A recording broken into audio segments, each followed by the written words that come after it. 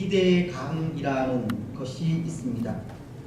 기대감이라는 것은 어떤 일이 원하는 대로 이루어지기를 바라는 마음을 말하는 것인데요. 근데 오늘 우리에게 이 기대감이 있다면 그것은 무엇을 통해서이겠습니까? 저는 기도를 통해서나 약속의 말씀을 통해서 기대감을 가질 수 있다 생각합니다. 먼저 기도를 통해 이 기대감을 가진다는 것은 믿음으로 드린 기도가 언제, 어떻게, 어떤 방법으로 이루어질까 하는 것을 말하는 겁니다. 야고보서는 5장 16절을 통해 이렇게 말씀을 하십니다. 그러므로 너희 죄를 서로 고백하며 병이 낫기를 위하여 서로 기도하라. 의인의 간구는 역사하는 힘이 큼이니라.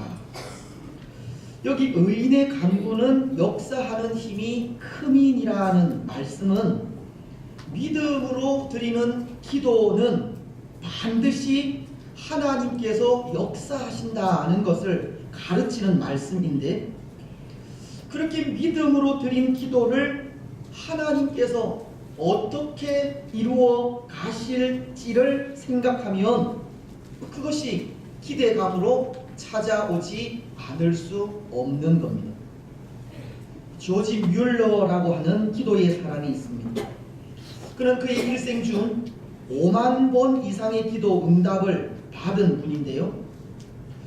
그에게는 기대감을 가지고 기도하게 한 성경 구절이 있다고 합니다. 시편 81편 10절입니다. 우리 이 말씀 함께 읽었으면 좋겠습니다. 시작. 나는 너를 애굽 땅에서 인도하여 낸 여호와 내 하나님이니 내 입을 크게 열라 내가 채우리라 하였으나. 조지 뮬러는 내 입을 크게 열라 내가 채우리라고 하시는 이 말씀을 묵상하다가 기도에 능력이 있음을 깨닫게 되었다고 합니다.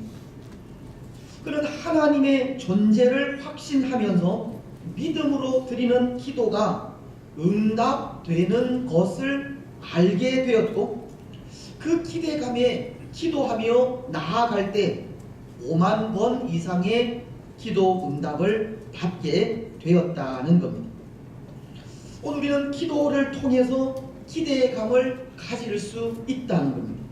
또 하나 기대감을 가질 수 있는 것이 있다면 약속의 말씀을 통해서가 아닌가 하는데요. 약속의 말씀이 어떻게 이루어질까 하는 것이 기대감으로 찾아오게 된다는 겁니다. 마치 어린 아이가 이 자그마한 약속 하나에도 하루 종일 그것을 기대하며 기다리듯이 약속을 통해서도 이 기대감을 가질 수 있는 겁니다. 여러분, 어쩌면 오늘 본문 속에 예수님의 제자들이 그런 경우가 아닌가 합니다. 예수님의 제자들은 승천하시기 전에 예수님으로부터 하나의 약속을 받았기 때문입니다. 예수님은 내가 너희를 떠나가는 것이 유익이라는 말씀을 하시면서 내가 떠나가면 하나님께 부탁하여 성령을 보내실 것이라 약속하셨기 때문입니다. 그래서 성령을 약속하신 그 성경 구절이 먼저 요한복음은 15장 26절을 통해 이렇게 말씀을 하십니다. 내가 아버지께로부터 너희에게 보낼 보혜사 곧 아버지께로부터 나오시는 진리의 성령이 오실 때에 그가 나를 증언하실 것이요. 예수님은 아버지인 하나님으로부터 나오시는 성령을 보내실 것이라 약속하신 겁니다. 또 요한복음 16장은 5절로 7절을 통해 이렇게 말씀하십니다. 지금 내가 나를 보내신 이에게로 가는데 너희 중에서 나더러 어디로 가는지 묻는 자가 없고 도리어 내가 이 말을 함으로 너희 마음에 근심이 가득하였도다. 그러나 내가 너희에게 실상을 말하노니 내가 떠나가는 것이 너희에게 유익이라. 내가 떠나가지 아니하면 보혜사가 너희에게로 오시지 아니할 것이요 가면 내가 그를 너희에게 보내리니. 예수님은 내가 너희를 떠나가는 것이 유익이라는 말씀을 하시면서 내가 떠나가면 아버지인 하나님께 부탁하여 성령을 보내실 것이라 약속하신 겁니다. 그리고 사도행전 1장은 4절을 통해 예루살렘을 떠나지 말고 내게서 들은 바 아버지께서 약속하신 것을 기다리라. 예수님은 성령을 보내어 주시겠다고 하신 약속을 거듭하셨고 제자들에게 약속하신 성령을 기다리라고 하신 겁니다. 그래서 그 약속의 말씀을 믿고 성령을 기다리면서 제자들이 한 일이 있는데요. 여러분, 그 일이 어떤 일인지 기억을 하십니까? 마음을 모아서 기도하는 일이었습니다. 사도행전은 1장 14절을 통해 이렇게 말씀하십니다. 여자들과 예수의 어머니 마리아와 예수의 아우들과 더불어 마음을 같이하여 오로지 기도에 힘쓰더라. 예수님의 제자들은 약속의 말씀을 믿고 기다리면서 한 일이 마음을 모아 기도한 일이었습니다.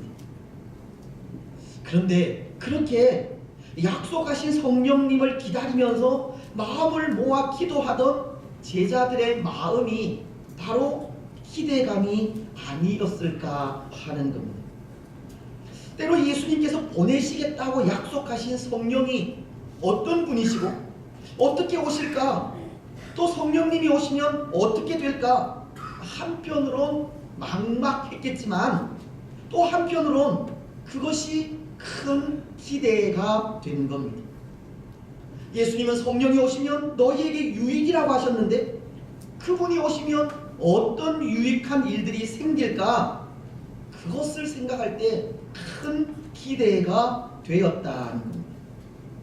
예수님의 제자들은 약속으로 주신 예수님의 말씀을 믿고 그 약속에 한없는 기대감을 가지게 되었다는 겁니다. 그런데 여러분, 오늘 말씀은 예수님의 제자들이 그토록 기대하며 기다리던 성령께서 임하십니다.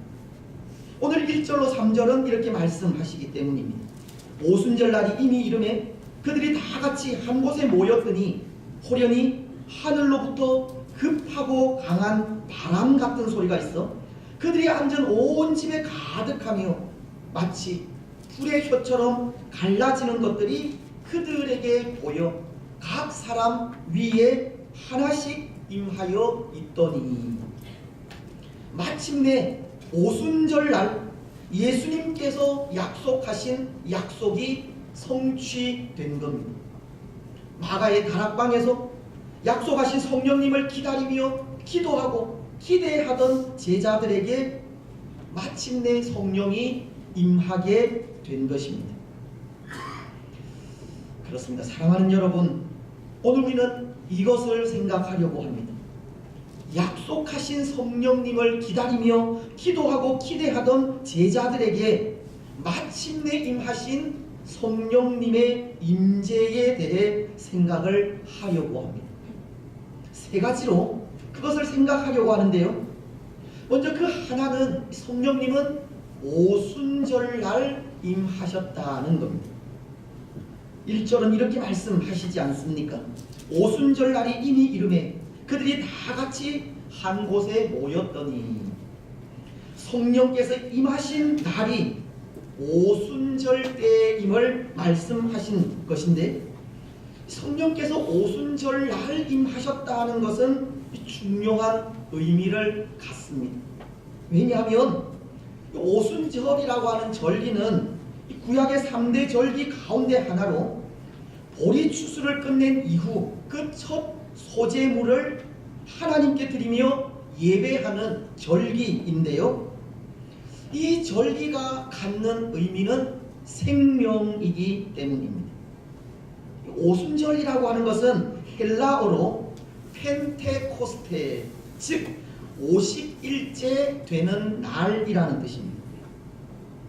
미국에 가면 펜타곤이라는 미 국방부 건물이 있지 않습니까? 그 건물이 오각형으로 되어 있는데 거기 말하는 펜타가 스스로 5을 말하는 단어인데 헬라어에서 나온 단어입니다. 근데 여기 펜테코스테가 50일째 되는 날이라면 무슨 날로부터, 어떤 날로부터 50일째가 된다는 말이겠습니까?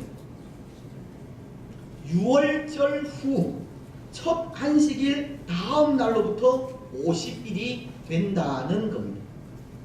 그런데 여러분, 유월절이 어떤 날입니까?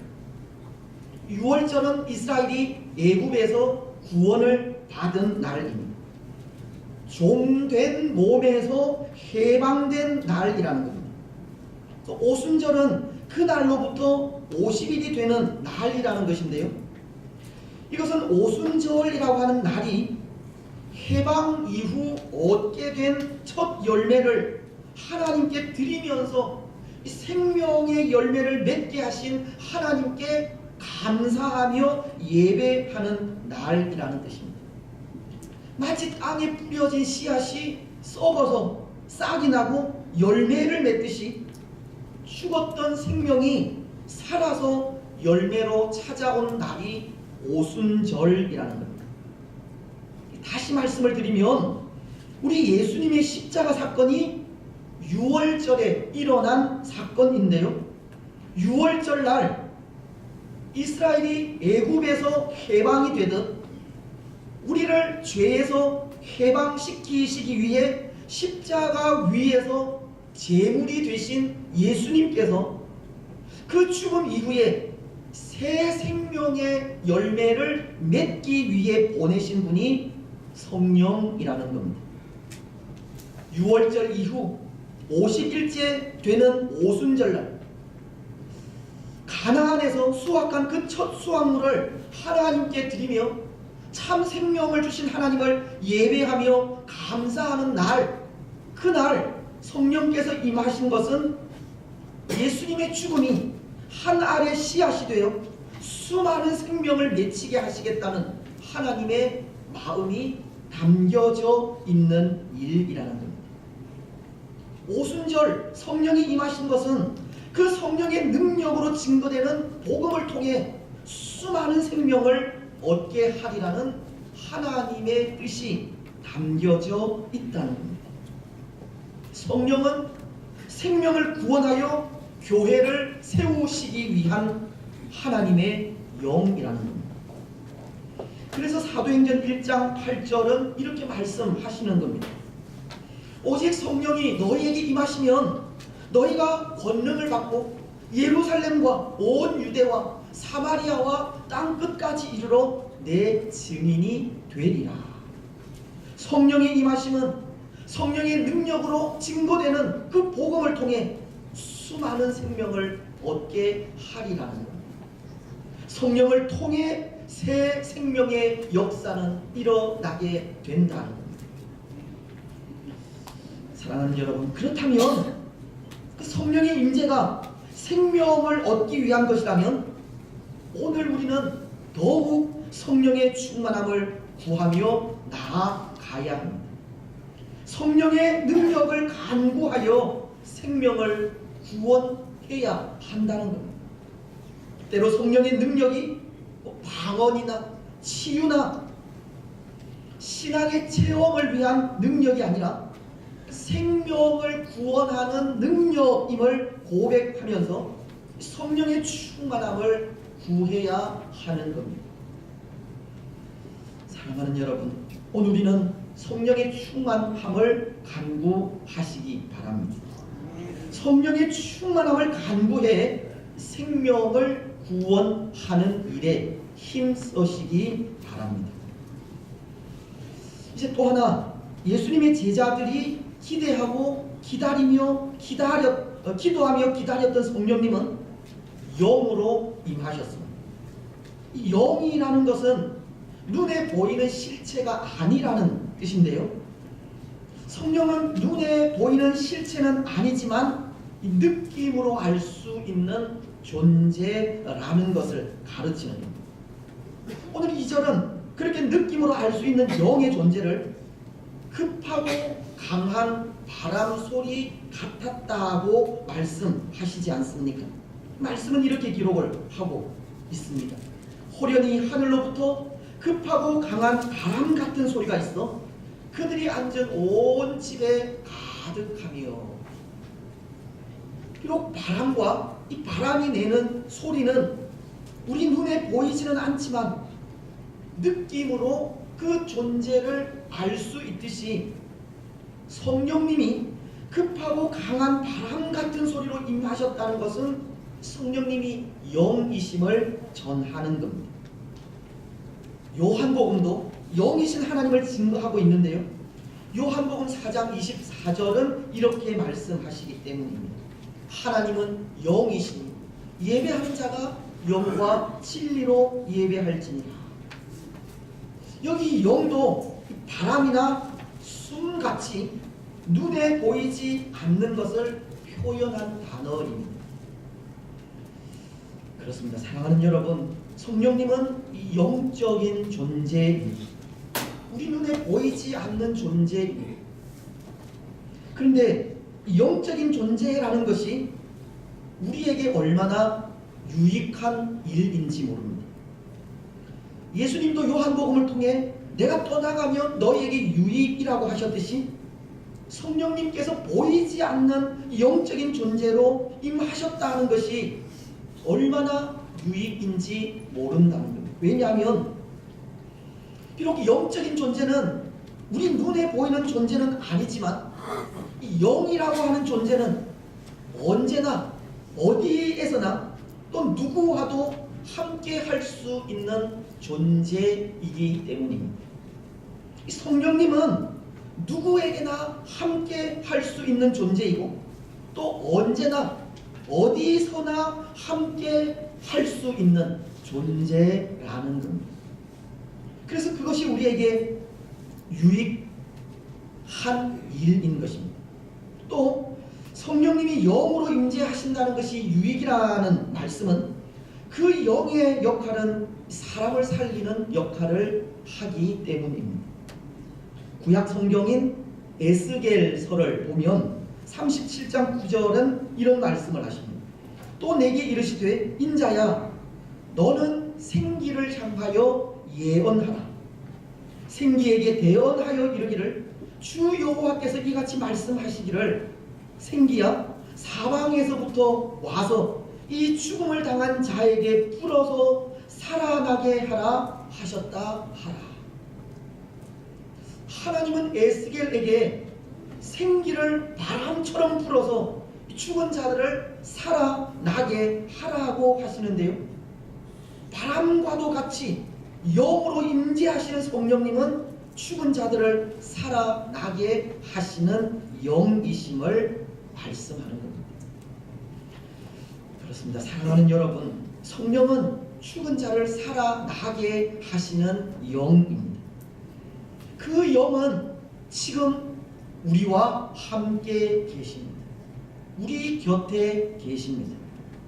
비록 성령님은 우리 눈에 보이지 않지만 지금도 우리 곁에서 생명의 바람을 불어넣고 계십니다. 그 영으로 인해 우리는 새 생명을 얻게 되었고 그 영으로 인해 새 생명을 얻게 됩니다. 성령께서 우리 곁에서 예수님이 참 구주이심을 가르치시고 고백하게 하실 때 마음을 열어서 예수님이 참 구주이심을 고백하는 자들은 새 생명을 얻게 되기 때문입니다. 사랑하는 여러분, 영으로 임재하셔서 생명을 주시는 성령으로 인해 참된 생명을 얻으시기 바랍니다.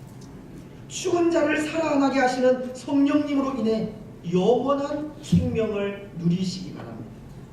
성령께서 구원자이신 예수님을 전하실 때 마음의 문을 열고 믿어 영생을 누리시기 바랍니다. 이제 마지막, 예수님의 제자들이 기대하고 기도하며 기다렸던 성령님은 각 사람 가운데 능력으로 임하셨습니다. 오늘 3절은 이렇게 말씀을 하시는데요, 마치 불의 혀처럼 갈라지는 것들이 그들에게 보여 각 사람 위에 하나씩 임하여 있더니.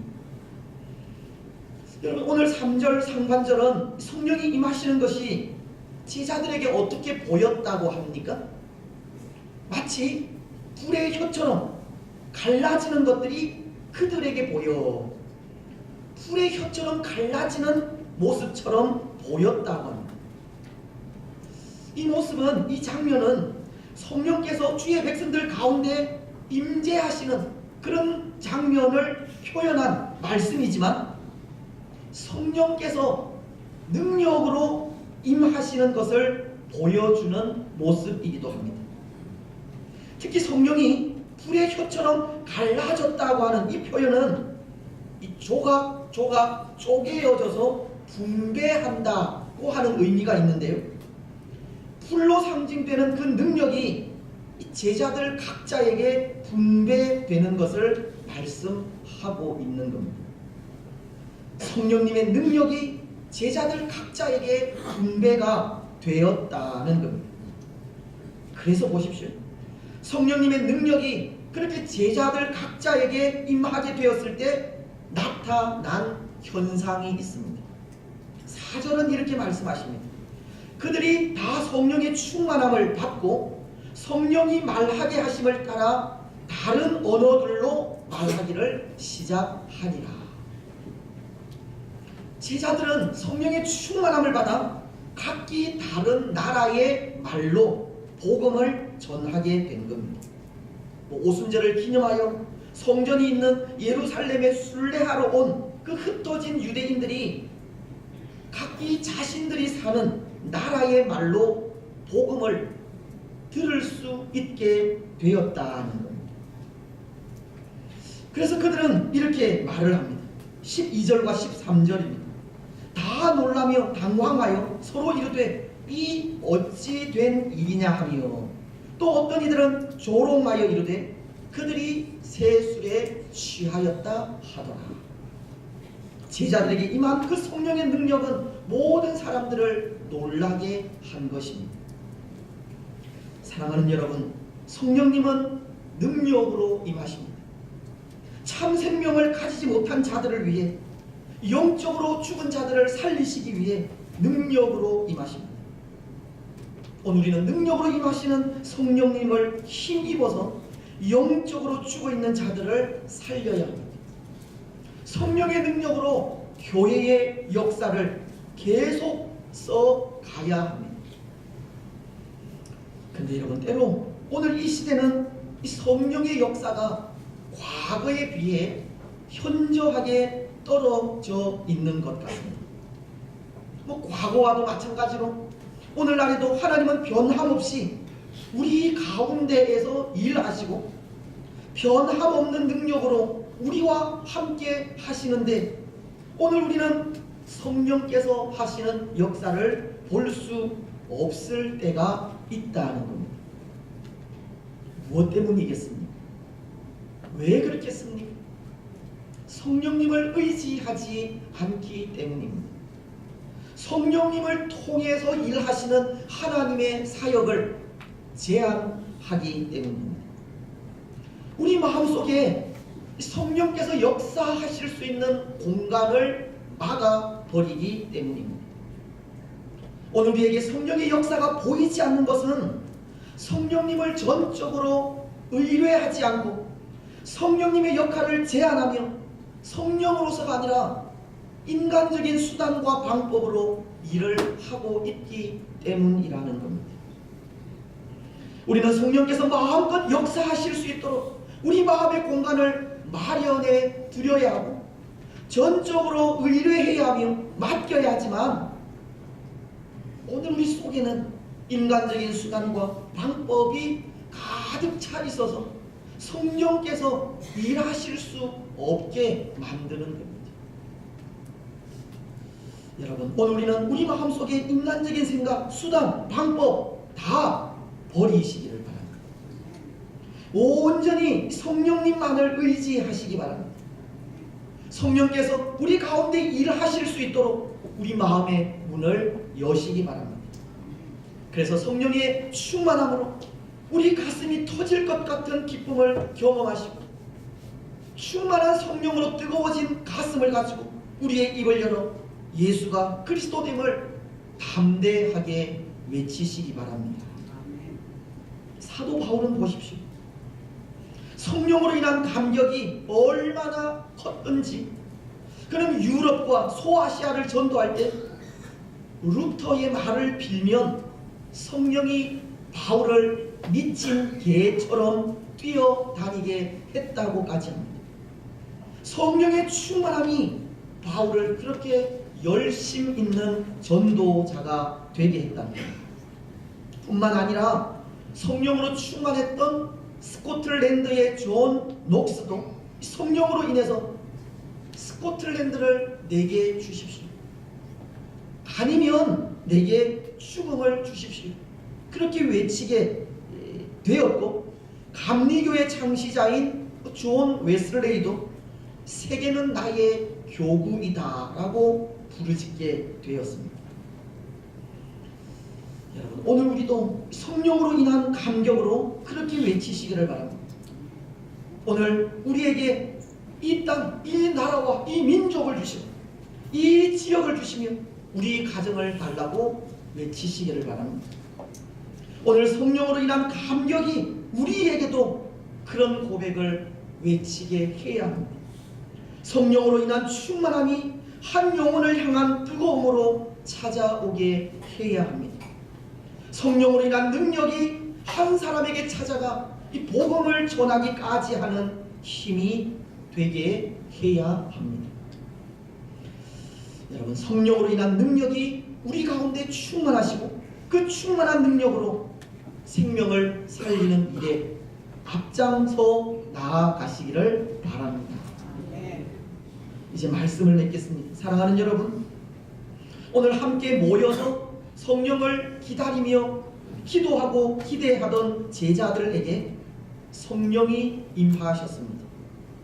생명의 열매로 임하셨고 생명을 살리는 영으로 임하셨으며 생명에게 능력을 주시는 힘으로 임하셨습니다.